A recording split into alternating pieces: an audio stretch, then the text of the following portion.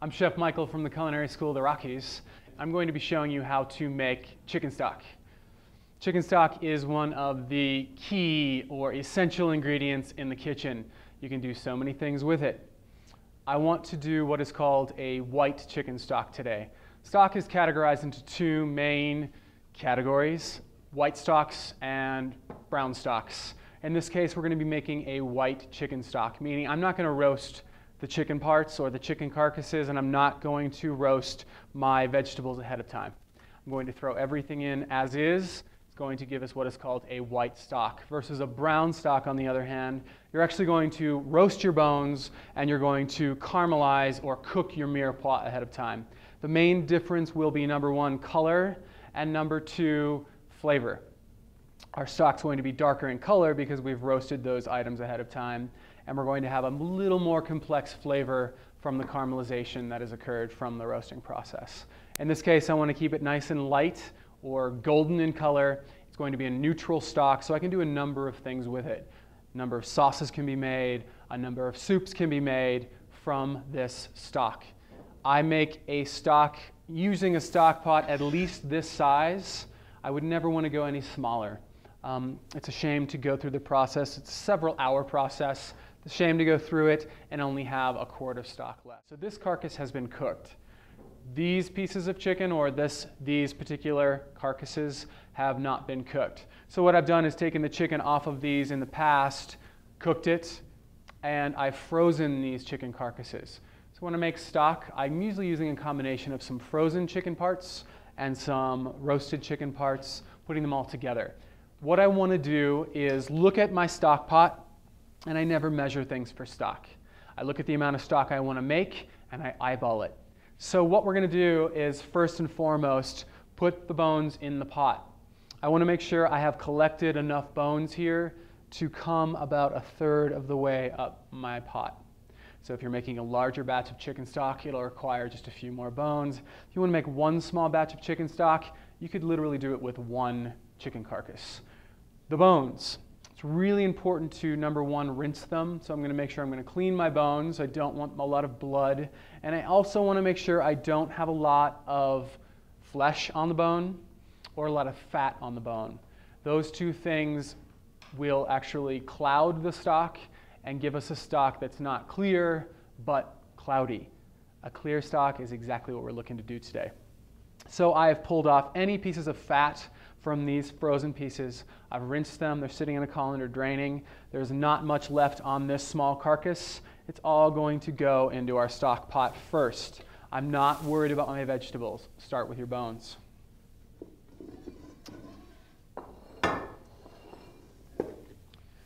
And what I have here, primarily just chicken backs. If you have leftover wings, you certainly can throw the wings in. What you're looking for more than anything is the back. That portion of the animal contains the most collagen. The collagen under heat is converted to gelatin, and that's what's giving our stock its body. Vegetable stocks, you don't need to worry about that. You're obviously not dealing with collagen and gelatin. Any type of stock you're making with animal, you are going to worry about extracting the most possible collagen, giving your stock body. So this filled the pot about a third, and that's exactly what I'm looking to do. The first thing you want to do with any stock you're making is your bones are in the pot. I'm going to now fill this with cold water.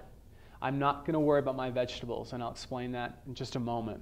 So I'm going to fill this with cold water straight from the tap. However, if your tap water tastes a lot like chlorine, use caution, and you actually probably want to use some filtered water in that case. I like my tap water here, so I'm going to trust it, and I'm just going to use it straight from the tap, making sure it is cold. Okay, so what I've done here is filled my stock pot with cold water. First thing I'm going to do is get flame on high below our stock pot. Like I said earlier, I have not added any of my vegetables yet. I want to make sure I am bringing this cold water to a simmer or a boil as quickly as possible. What this is doing, it's allowing me to start to clarify my stock. I don't want any of my vegetables interfering with this clarification process, so I'm just going to bring this to a boil first by itself. As it's boiling, some of the impurities in those bones will come to the surface. I'm going to take a trusty ladle at this point in time, and as I see things coming to the surface, I'm just going to skim them off. Try not to take too much of the water, but taking as many of those impurities away at this point. This is going to help us keep a nice clear stock. Remember, I said we're trying to avoid a cloudy stock.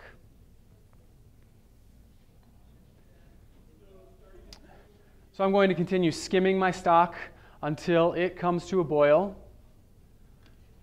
Once it comes to a boil, I'm going to introduce my vegetables. The vegetables in this case are giving us a nice neutral flavor without overpowering or giving us a stock that cannot be used for a number of different things.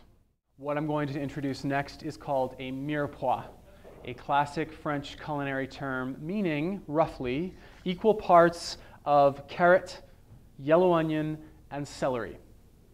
I've peeled the carrots, certainly cleaned the celery, peeled the onions, and everything is about a large dice in this case. I'm not that concerned with my knife cuts because I'm going to be straining this out later on.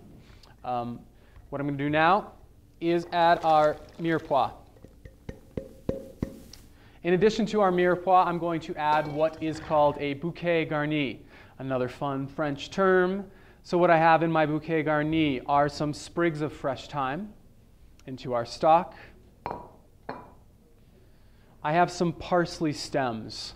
As you can see, most of the leaves are away from these parsley stems. I've used those in something else, and I've reserved my stems. The stems have wonderful flavor, which is going into our stock, and I'm not worried about these leaves actually making our stock green.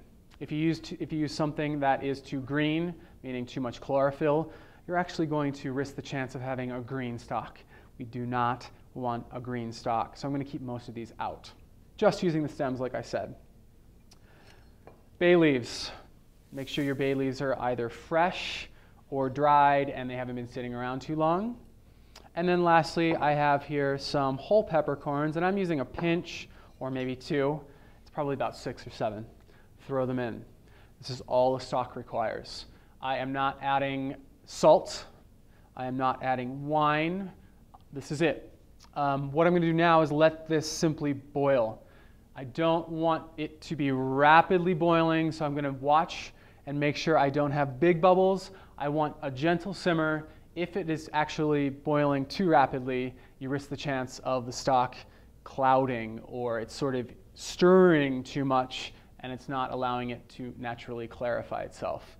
I'm not going to stir my stock at this point. I'm going to take my ladle and I'm going to occasionally go right on the surface of my stock, just skimming off any foam or any impurities that I see coming to the surface. And now it's just a waiting game.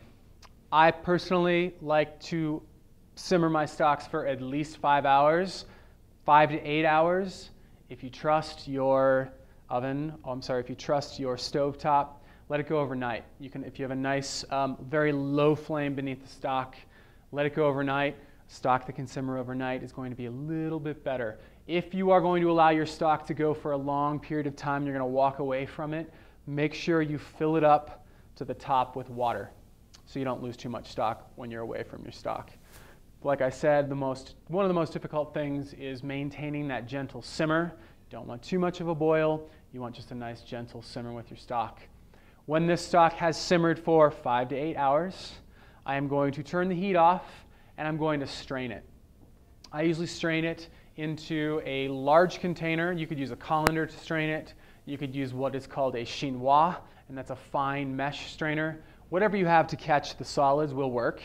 I'm going to strain it into something clean and let it sit on the counter and cool down. As the stock cools, you're going to notice you're going to get a lot of fat on the surface of the stock. You can skim that fat off, you can divide it into small containers, and you can freeze it that way. The second option is once you've skimmed that fat off, you can put it back on the stove in a clean pot and you can actually reduce it or just let it boil. When you're reducing anything, you're taking most of the water out and concentrating flavor.